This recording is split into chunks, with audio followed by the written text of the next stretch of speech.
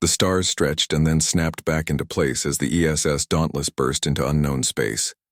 The ship's metal hull gleamed under the light of unfamiliar stars. This was a moment humans had dreamed about for centuries. The first jump beyond the edge of their own galaxy. Captain Tae-ho Kim stood tall on the bridge. His dark uniform fit perfectly over his strong shoulders.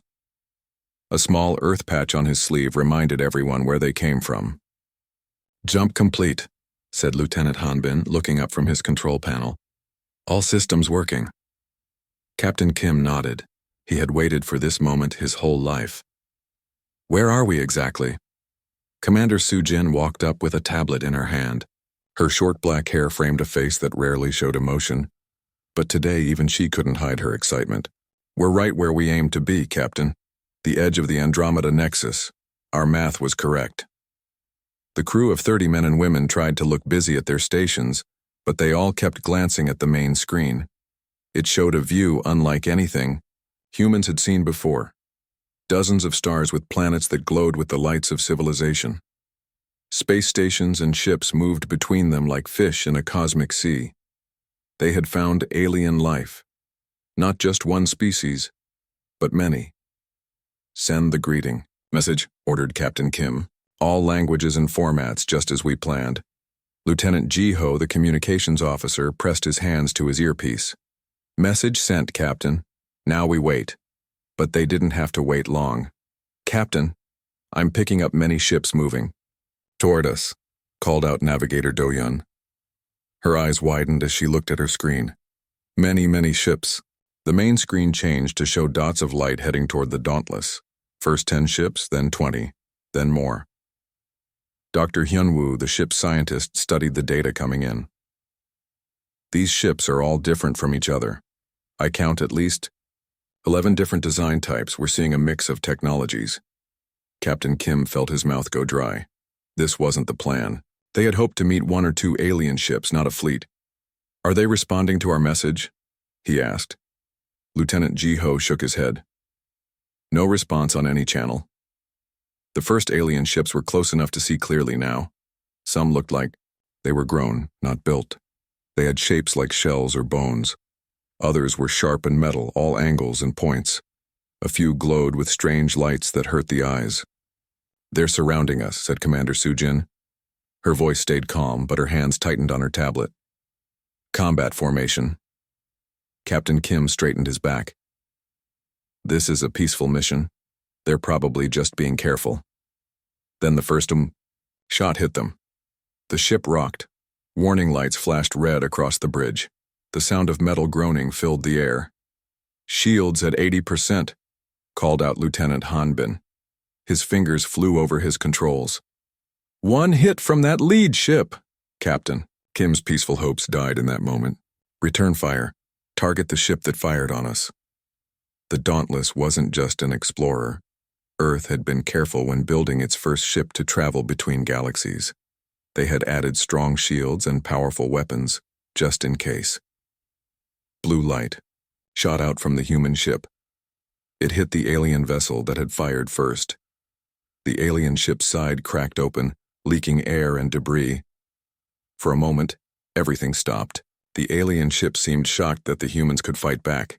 Then all the ships opened fire at once. "Evasive maneuvers," shouted Captain Kim.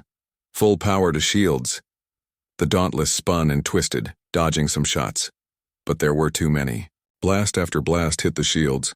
Each hit made the ship shake. "Shields at 40%.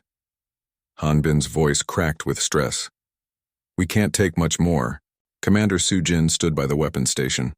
"We've damaged 3 of their ships, but there are too many." Captain Kim made a fast decision. "Target their engines and weapons only. We aren't killers." The human weapons fired again and again. Each shot was careful, hitting engines or weapon banks on the alien ships. 3 more alien vessels drifted, unable to move or shoot, but still the aliens kept coming. "Shields at 20%, shouted Hanbin. Dr. Hyun-woo looked up from his science station. "Captain, I've been studying their communication signals. They're calling us the aberration. They think we shouldn't exist." Captain Kim frowned. "What does that mean?" "I don't know yet. but they're scared of us. A massive blast rocked the ship, harder than before. The lights went out for 3 seconds before backup power came on. Shields at 10%, said Hanbin quietly. One more hit like that and we're done. Lieutenant Ji-ho looked up suddenly. Captain, I'm picking up a transmission. It's in a language I don't recognize, but the computer is translating parts of it. Put it on, ordered Captain Kim. A harsh voice filled the bridge. The words were broken, with gaps where the computer couldn't translate. Human vessel violation of evolutionary laws. Surrender or destruction. Captain Kim looked around at his crew. These were the best men and women Earth had to offer. They had trained for years for this mission. They had families back. Home. He would not let them die here. Prepare the QSM drive for an emergency jump, he ordered. Engineer Do-yeon looked up in shock. But Captain, we need at least 5 minutes to calculate a safe jump. We don't have 5 minutes, Captain Kim said. Pick any empty space and go. That could put us anywhere. We might end up inside a star. Better a small chance than no chance.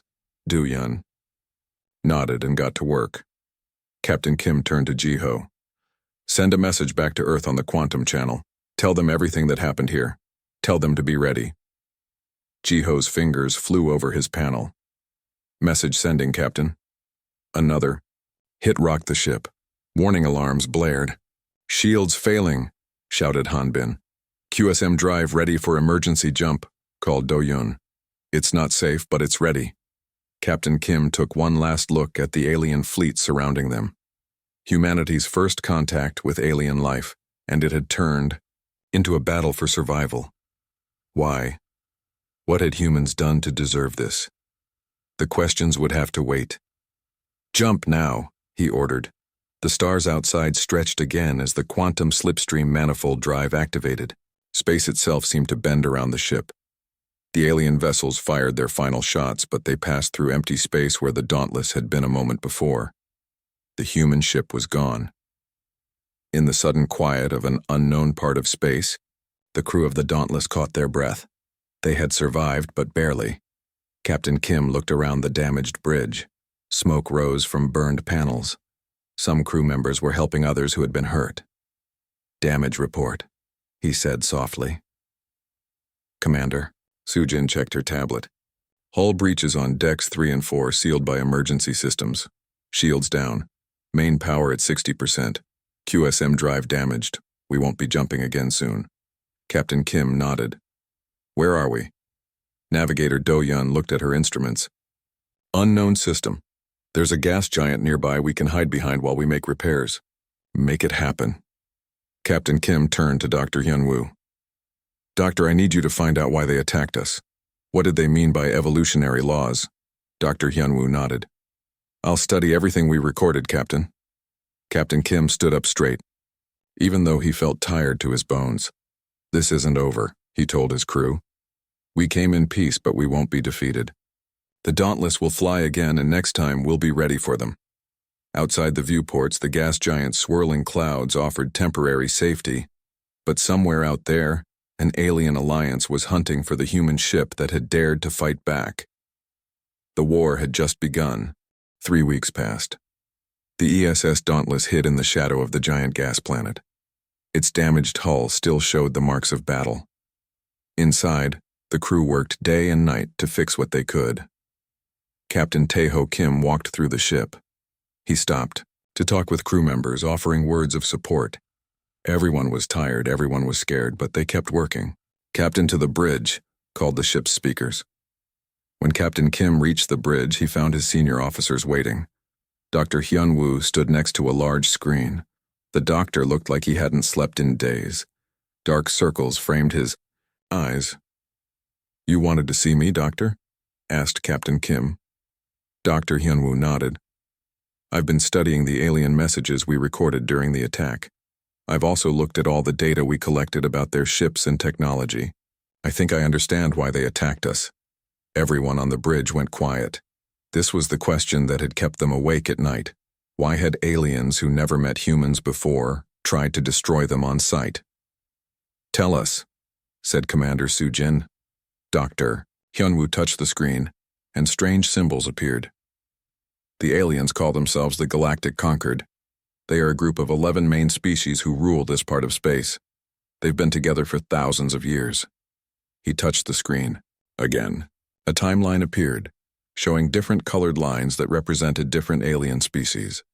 The Concord believes that all species follow the same path of growth. They think it should take at least 1,000 years between the time a species reaches space and when they develop faster than light travel. Captain Kim frowned. But we did it in less than 100 years. Exactly, said Dr. Hyun-woo. To them, that's impossible. It breaks what they call the evolutionary laws. They think we must have been helped by some outside force. They think we might be a weapon created to use against them. Engineer Do-yeon snorted. She had grease on her face from working on the engines. That's crazy. We built the QSM drive ourselves. It was just good science and hard work. To them, it's not just surprising. It's frightening, Dr. Hyun-woo explained. The Concord is run by the oldest species, especially ones called the VAR. They've been in space for almost 30,000 years. The newest member species has been in space for 6,000 years. Lieutenant Hanbin whistled. And Earth has only been sending people to space for about 100 years. Which makes us babies, said Commander Soo-jin. Babies shouldn't be able to build something like the Dauntless. Captain Kim thought about this. So they attacked us because we developed too quickly? Because we're too young to have the technology we have? Yes, said Dr. Hyun-woo. And there's more. There's a group in the Concord called the Evolutionary Purists. They believe that species like us, ones that develop too quickly, are dangerous. They think we must be destroyed before we spread. The bridge was silent as everyone took in this news. Their first meeting with alien life, and they were seen as a threat just for being human. After a moment, Lieutenant Ji-ho spoke up from his communication station. Captain, I've been scanning for Concord transmissions. They're still looking for us. They're calling us the human aberration and warning all ships to report any sign of us. Captain Kim walked to the main viewport. The gas giant's swirling clouds filled the view. So we're being hunted across the galaxy just because we learned too quickly? Because we don't fit their timeline? It seems that way, said Dr. Hyun-woo. Captain Kim turned back to face his crew. What about our weapons? How do we compare? The ship's AI, Aria, spoke up. Her calm voice came from speakers around the bridge. I have analyzed the data from our battle. The Concord ships have different levels of technology. Some are more advanced than us, others less so. But they all have weaknesses in their defenses that we can target. Can we beat them in a fight? Asked Captain Kim directly. Not all of them, said Aria. But we could defend ourselves better now that we know what to expect. Engineer Do-yeon stood up straighter. The QSM drive is almost fixed. Another day, maybe 2, and we can jump again. But we need supplies. Some parts I can't fix or make with what we have. Captain Kim nodded. Then we need to find supplies, and maybe allies. Commander Soo-jin, who had been quiet for most of the meeting, stepped forward. During the attack, I noticed something. 3 alien ship types stayed back. They didn't fire on us, they just watched. She touched the screen and showed blurry images of different ships. These ones. They were part of the Concord fleet, but they didn't attack. Dr. Hyun-woo studied the images. Interesting. That could mean not all species in the Concord agree with the attack on us. Captain Kim felt a small spark of hope. So we might have potential friends out there, or at least aliens who don't want to shoot us on sight, said Commander Soo-jin. Lieutenant Ji-ho raised his hand slightly. I've been tracking Concord communications about trade routes and space stations. There's a place called Harmony Circle, about 3 days from here. It's a trading post on the edge of Concord space. Ships from many species go there. Including these 3 types that didn't attack us? Asked Captain Kim. Ji-ho nodded. Yes, Captain. All 3 visit Harmony Circle regularly. Captain Kim looked around at his tired crew. They had been hiding for weeks, fixing their ship and trying to understand why they were attacked. Now they had a choice. Keep hiding, try to go home, or push forward and find answers. I didn't come all this way to run home at the first sign of trouble, he said finally. Earth needs to know what's out here, and we need allies if we're going to survive. He turned to Engineer Do-Yun. Get the QSM drive ready. We'll make one short jump to get closer to this harmony circle, then approach slowly. And if they attack? Us again? Asked Hanbin. Captain Kim's face hardened. Then we show them that developing quickly isn't our only talent. Humans are also very good at fighting when we have to. He looked at each of his senior officers. Set up a briefing for all crew. Everyone needs to know what we're facing. Dr. Hyunwoo, prepare a message to any potential allies. Explain who we are and that we come in peace, but we will defend ourselves if attacked. The officers nodded and moved to their tasks with new energy. For the first time in weeks, they had a plan. As the others left, Commander Soo-jin stayed behind with Captain Kim. This is a big risk, she said quietly. We're one ship, against an entire galactic government. Captain Kim smiled slightly. One ship that managed to damage 7 of theirs and escape, don't forget that. I haven't, she said. I just hope they remember it too. Outside, the gas giant's shadow had kept them safe, but soon they would leave that safety behind. The ESS, Dauntless, would show itself again, and the galaxy would have to deal with the humans whether they liked it or not. The hunt was over. Now the real mission would begin. The space station Harmony Circle looked like a giant wheel turning slowly in space. Lights from 1,000 windows dotted its surface. Ships of many shapes and sizes moved around it. The ESS Dauntless approached slowly. Its weapons were ready, but not aimed. Its shields were up, but not at full power.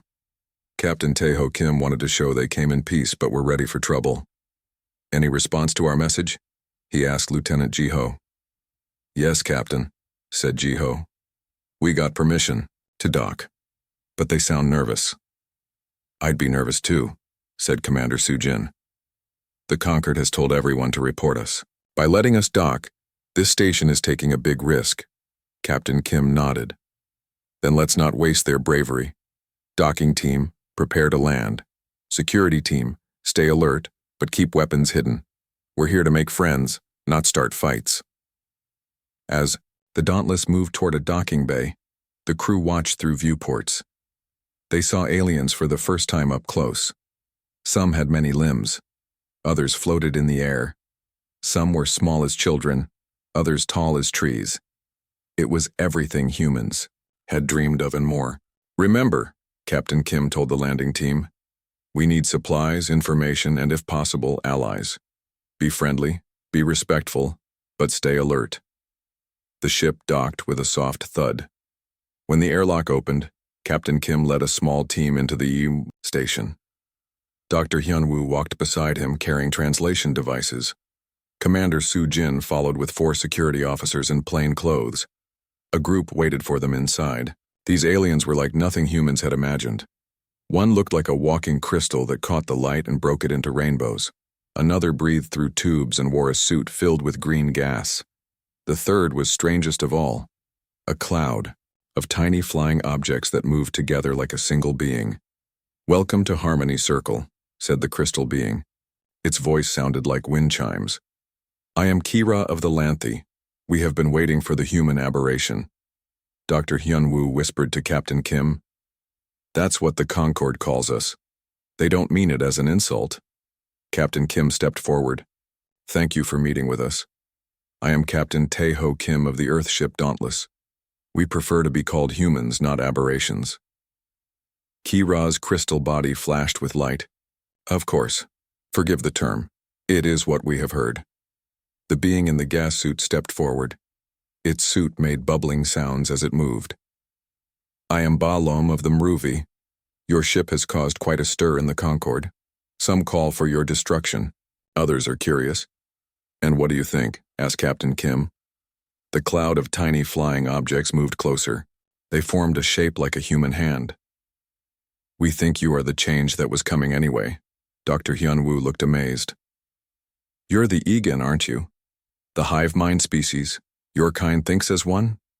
The tiny objects reformed into a face that smiled. Yes, we are Egan. We are many in one. Captain Kim looked at the 3 alien representatives. You didn't attack us when the Concorde fleet did. Why? Kira moved closer. The light passing through its crystal body made patterns on the walls. Because we too have felt the Var's control. Control? Asked Commander Sujin. Balam made a sound like sighing. The Var and their closest allies have ruled the Concorde for 10,000 years. They decide which species can develop which technologies. They set the rules for all of us. The Egan formed a shape like a cage. They keep knowledge locked away. They say it is to protect us. We think it is to control us. Captain Kim felt a chill. So this isn't just about evolutionary timelines. This is about power. Yes, said Kira simply. Our people developed faster than light travel theory 300 years ago. The Var took our research and said we were not ready. They limited where we could go and what we could build. The Egan's tiny parts spun in what seemed like anger. The same happened to us, and to 26 other species. Commander Sujin looked shocked. 26 species had their technology taken away? Or limited, said Balam. The Var claim it is for safety, but it keeps them in power. Captain Kim thought about this. And then we showed up. One young species with technology the Var say we shouldn't have. Your quantum slipstream manifold drive, said Kira, uses science the Var have known for thousands of years, but they keep it from the rest of us. They fear you, added Balam, not just because you developed quickly, but because you did it without their control. The Egan formed a new shape, the outline of a human ship. You are proof that the Var's rules are not natural laws. They are just rules made by those with power. Captain Kim felt anger rise inside him. Humans had been attacked not because they were a threat, but because they showed others that the Var's control could be broken. So, why help us now? He asked. You're taking a big risk. Kira's crystal form seemed to glow brighter. Because your arrival has started something. Already worlds are questioning the Var. If one young species can develop such technology, why can't others? The Concorde Centennial Congress will meet in 56 days, said Balam. All member species will gather. The Var want you caught or destroyed before then. They fear what you represent, added the Egan. Hope. Captain Kim looked at his officers. Dr. Hyun-woo seemed excited by all the new information. Commander, Sujin looked cautious but interested. What are you suggesting? Captain Kim asked the aliens. Kira moved closer. An alliance. We will help you survive. We will get you the supplies you need, and in return, you want our technology, finished Commander Sujin. Not to use against others, said Balam quickly, but to break the Var's control, to show all species that knowledge should be shared, not hoarded. The Egan formed a shape like two hands clasping. Together we can change the galaxy, not through war, but through truth. Captain Kim thought about Earth so far away, about his mission to make peaceful contact with alien life. Things hadn't gone as planned, but maybe this was even more important. We would need to send a message to Earth, he said. They need to know what's happening here. We can help with that, said Kira. We have ways to send messages that the Var cannot track. Captain Kim looked at each alien representative, then at his officers. After a moment, he nodded. We have a deal. The Dauntless will share our technology with your people, and together, we'll show the galaxy the truth about the Var. As they continued talking, making plans, Lieutenant Jiho rushed into the room. His face was worried. Captain, long-range sensors have detected Concorde vessels entering the system. They've found us. Balam's suit bubbled faster in what seemed like alarm. How many ships? At least 12, said Jiho. All warships. Captain Kim straightened his back. Then our timeline has moved up. We need to... A loud alarm started blaring throughout the station. Station alert, said Kira. The Var ships are demanding we turn you over to them. Will you?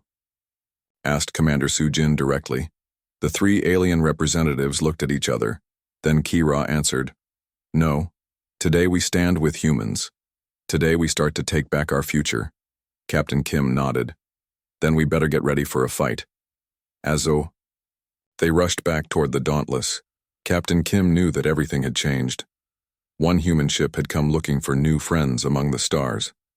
Instead, they had started a revolution, and the galaxy would never be the same. Alarms blared throughout Harmony Circle Station. Red lights flashed in every corridor. People of many alien species rushed in all directions.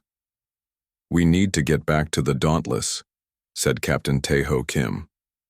He led his team through the crowded hallways. Kira of the Lanthi, Balam of the Mruvi, and the cloud-like Egan followed close behind. "The VAR ships are hailing the station again," said Balam. His breathing suit bubbled faster as he hurried along. "They demand we hand over the human ship. They threaten to attack if we refuse." Captain Kim didn't slow down. "How many ships? Does the station have to defend itself?" The Egan formed a shape like a small fleet. 5 ships, too few. They reached the docking bay where the Dauntless waited. The human crew was already preparing the ship for launch. "We need more time," said Commander Su-jin. "We haven't loaded all the supplies yet." Kira's crystal form flashed with bright colors. "We can give you time. Our 3 ships will join yours. We will face the VAR together." Captain Kim looked at the alien. "That's a big risk. The VAR will know you helped us." "They already know," said Balam. "There is no going back now." The Agan formed a shape like a handshake. "We are allies now. Your fight is our fight." Captain Kim nodded. "Then let's make a plan. We can't win in a direct battle against 12 VAR ships, but maybe we don't have to." Inside the Dauntless, the human crew worked with their new alien allies.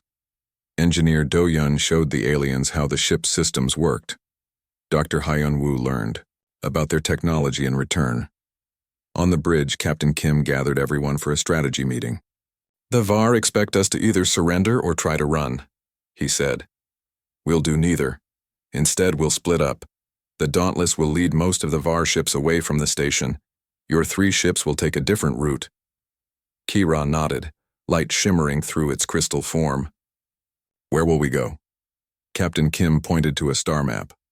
"Here, the Nexus Prime System. It's where the Concord Centennial Congress will happen in 50 days. We need to get evidence of the VAR's technology suppression to all the species gathering." "There." The Egan formed an exclamation mark. "That is very dangerous. The VAR fleet protects Nexus Prime." "Yes," said Captain Kim, "but not all of it. Most of their ships are hunting us. This is our chance to spread the truth." Balam's suit bubbled thoughtfully. "While you lead the hunters away, we take our message to the heart of the Concord. Bold, but risky." Commander Su-jin stepped forward. "We've prepared data packages with all our technology. The QSM drive plans, our shield designs, all of it. Each of your ships will carry a copy."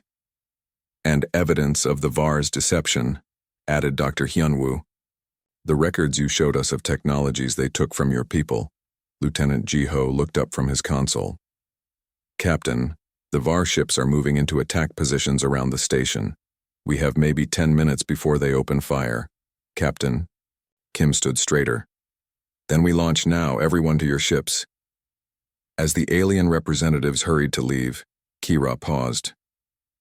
"How will you escape the VAR fleet once you've led them away?" Captain Kim's face was serious. "We'll find a way. We always do." After the aliens left, Commander Su-jin moved closer to Captain Kim. "We're taking the bigger risk here. 12 VAR warships against just us." Captain Kim nodded. "Yes, but our ship is faster and our crew is smarter. We'll make it. And if we don't, then Earth will still get our message and our new allies will still bring the truth to the Congress. Either way, the VAR's control starts to break." 5 minutes later, 4 ships blasted away from Harmony Circle. The Dauntless and 3 alien vessels, each going in different directions. Just as Captain Kim had predicted, the VAR ships split up. 9 followed the Dauntless, only 3 went after the alien ships. "They still think we're the biggest threat," said Dr. Hyun-woo, watching the enemy ships on the screen. "Good," said Captain Kim. "Let's keep them thinking that." For the next 3 weeks, the Dauntless led the VAR ships on a chase through space. Sometimes they would jump ahead using the partially repaired QSM drive. Other times they would hide in nebulas or asteroid fields. When they had to fight, they hit fast and then ran, and at every stop, whenever they found a communication relay or a trading post, they broadcast their message. The VAR have been lying. They've been holding back technology from younger species. Here's the proof. The message spread like wildfire across the galaxy. Species that had lived under VAR control for centuries began to question. Some even rebelled. "It's working," said Lieutenant Jiho after they received news of uprisings on 3 worlds. "The galaxy is waking up." But the chase was taking its toll. The Dauntless was running low on power. The crew was tired, and the VAR ships kept coming. "We need to end this," said Captain Kim after yet another narrow escape. "We need to get to Nexus Prime for the Congress. That's where the final blow will fall." "But how?" asked Commander Sujin. "The VAR fleet is still on our tail, and now they've called for reinforcements." Captain Kim smiled for the first time in days. "We've been sending messages to Earth since this all started, telling them everything. That's happening here." "Yes, but Earth is too far away to help," said Engineer Doyun. "Are you sure?" Captain Kim touched a screen, showing a secret message they had received the day before. "Earth has been busy. They took our QSM drive plans and built more ships. A whole fleet is on its way." The bridge crew stared in shock. "Earth built a fleet in just a few weeks?" asked Lieutenant Hanbin. "When humans are motivated, we work fast," said Captain Kim. "Remember, that's what scared the VAR in the first place." 2 days later, the Dauntless arrived at the edge of the Nexus Prime system. The great artificial world where the Concord Centennial Congress was being held filled the main screen. Thousands of ships from hundreds of worlds surrounded it, and there, waiting for them, were 9 VAR warships. "They got ahead of us," said Commander Sujin. "They knew we'd come here." Captain Kim studied the tactical display. "It doesn't matter. We just need to get close enough to broadcast our message to the Congress. Everyone needs to hear the truth about the VAR." "We'll never get past those ships," said Lieutenant Hanbin. Captain Kim was about to answer when Lieutenant Jiho called out from his station. "Captain, I'm picking up new ships entering the system, dozens of them." His voice rose in excitement. "They're using QSM drives." On the main screen, space seemed to ripple as portals opened. Through them came sleek ships with the Earth symbol on their hulls. Leading them was a vessel even larger than the Dauntless. A message came through on the communication system. A familiar face appeared on the screen. "Sorry we're late, little brother," said Admiral Jinwoo Kim, Captain Kim's older brother. "Earth got your messages. We brought some help." Behind the Earth ships came vessels of strange design, ships from species the Conquered had never seen before, from parts of the galaxy the VAR had ignored. Captain Taeho Kim felt his heart swell with pride and hope. "Right on time, actually. The Congress is about to begin, and we have a message to deliver." The VAR ships, suddenly outnumbered, moved into defensive positions. But it was too late. The revolution had already begun. One human ship had appeared and started a war. Now a fleet of them had arrived to end it, and the galaxy would never be the same again. The space around Nexus Prime was filled with ships. The 9 VAR warships faced the Earth fleet and their unexpected allies. No one fired. Everyone waited. Captain Taeho Kim stood on the bridge of the Dauntless. On the main screen, he could see his brother Admiral Jinwoo Kim on the bridge of Earth's new flagship, the ESS Indomitable. "Good timing," said Captain Kim. "How did you build so many ships so fast?" Admiral Jinwoo smiled. "Your messages about the VAR scared everyone on Earth. All countries worked together. We built 20 ships in just a few weeks." "And who are your friends?" Captain Kim pointed to the strange ships that had arrived with the Earth fleet. "Species from the outer parts of the galaxy," said his brother. "Places the VAR never cared about. They heard our calls for allies. They've been watching the Conquered for years, waiting for a chance to be heard." Lieutenant Jiho called out from his station. "Captain, I'm getting messages from inside Nexus Prime. Our allies made it. They're broadcasting the truth to the whole Congress right now." On another screen, Captain Kim could see images from inside. The great meeting hall of the Concord Centennial Congress. Thousands of representatives from hundreds of species were gathered. Kira of the Lanthe stood at the main podium. Its crystal body flashed with light as it spoke to the stunned crowd. For too long, the VAR have controlled us through lies, Kira was saying. They have taken technology from younger species. They have stopped our growth to keep their power. Here is the proof. On huge screens around the Congress Hall, evidence began to play. Records of the VAR confiscating research, proof of technologies they had hidden away, and most damning of all, the VAR's own secret files admitting that their evolutionary timeline was a lie they created to stay in power. The Congress erupted in shouts and calls. Some species stood with the VAR, but many more demanded answers. Back. On the Dauntless, Captain Kim watched it all unfold. It's working, the truth is finally coming out. Suddenly, alarms blared across the bridge. "Captain," called Lieutenant Hanbin. "The VAR ships are powering up weapons." On the screen, they could see the VAR warships turning. But they weren't aiming at the Earth fleet. They were pointing their weapons at Nexus Prime itself. "They're going to attack the Congress," said Commander Sujin in shock. "They would rather destroy it than lose control." Captain Kim didn't hesitate. "All ships protect Nexus Prime. The VAR are targeting the Congress." The Earth fleet moved immediately, putting themselves between the VAR ships and the artificial world. The Dauntless led the way, its engines glowing, blue as it raced forward. The space battle that followed was short but fierce. The VAR ships fired powerful energy beams that cut through space. 2 Earth ships were damaged, but the Earth fleet had numbers on their side, and the element of surprise.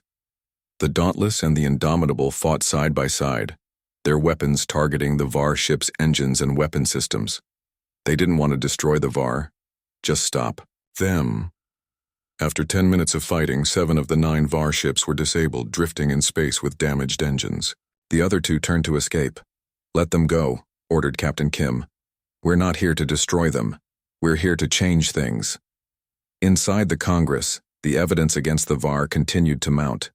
Balam of the Maruvi had taken the podium now. "For 300 years, my people have been denied the right to explore beyond our home system," the alien said through bubbles in his suit.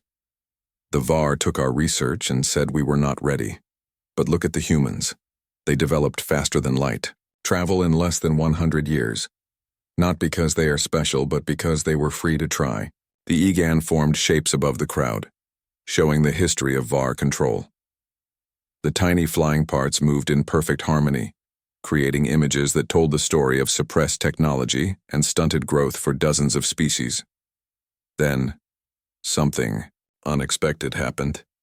An elder of the fairy, one of the oldest species in the Concord and longtime allies of the VAR, rose from her gravity pool. "I have studied the human evidence," she said, her words translated for all to hear. "It confirms what some of us have suspected for centuries. The VAR have broken the core principle of the Concord, the advancement of all sentient life." The hall went completely silent.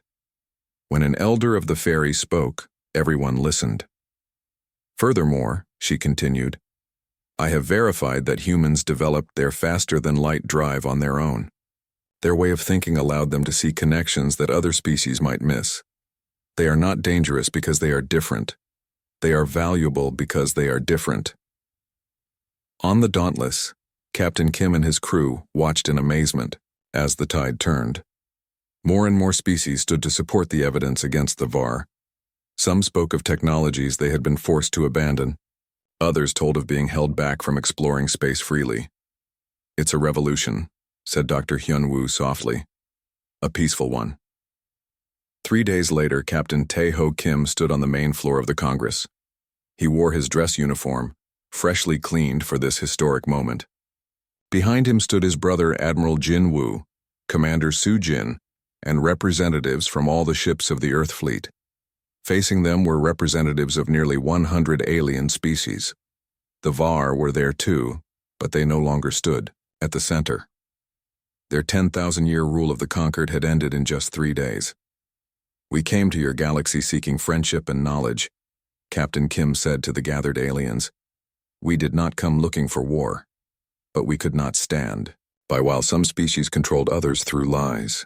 Elder Zotan of the Ferry, now serving as the temporary leader of the renamed Galactic Congress, responded. And for that, we thank you. Your different way of thinking helped us see what we had accepted without question for too long. Kira, Balom, and the Igen stood nearby, their forms showing signs of what humans would call happiness. The age of VAR control is over, announced Elder Zotan. Now begins the age of open knowledge. All technologies will be shared. All species will be free to develop at their own pace. Engineer Do Yun had already begun working with scientists from many species. Together, they were unlocking technologies that the VAR had kept hidden for centuries. Medical advances, energy systems, and communication methods were being shared openly for the first time in thousands of years. As Captain Kim finished his address to the Congress, he looked at the sea of alien faces, so different from humans, yet now united in a new understanding. The greatest strength of humanity isn't our technology or how quickly we learn, he told them. It's that we never stop trying to find a better way forward, even when the odds seem impossible. We don't always succeed, but we never stop trying. Outside the great windows of the Congress Hall, construction had already begun on a monument. It showed a replica of the ESS Dauntless, the one human ship that appeared and changed the galaxy forever. Captain Kim smiled as he looked at it. Their mission of peaceful contact hadn't gone as planned. But in the end, they had found something even more valuable, a galaxy of new friends and a future where all species could grow together. One human ship had started a war with the galaxy, and in doing so, it had brought peace. The end.